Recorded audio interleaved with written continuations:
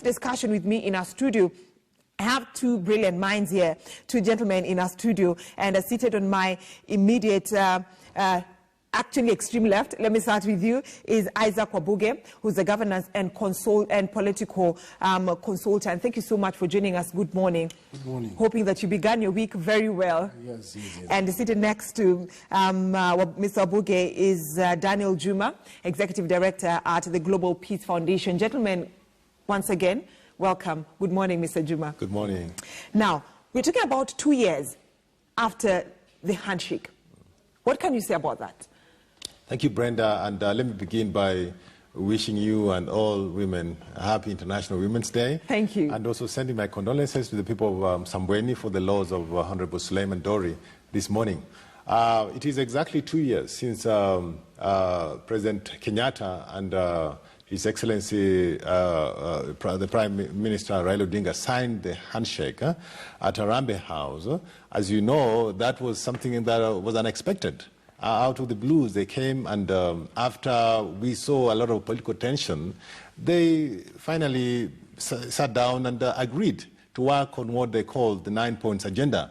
What this was able to do was to tone down the political climate. As you know, previously, before that, there's a lot of contestations emerging from the just concluded elections. But after the handshake, people, went back to business. We saw business, opening up. Investors that were afraid to do business were finally able to go into the whole country. Especially, Brenda, as you know, the opposition stronghold, especially in Nyanza, as a result of the contested election, were very hostile to the government. And after the handshake, you could see government officials were able to go down into all parts of the country to deliver the services, the much needed services, so that the country would be seen as one unified country. I have always said that elections is not a reason to make the country ungovernable. Is not a reason to divide the country. And the very fact that Raila Odinga and Uhuru Kenyatta were able to sit down and agree on how to drive the nation forward, I think that was a very, very good step. But of course, the handshake, as expected, has brought with it several casualties. Right. We have people who thought that it would be business as usual.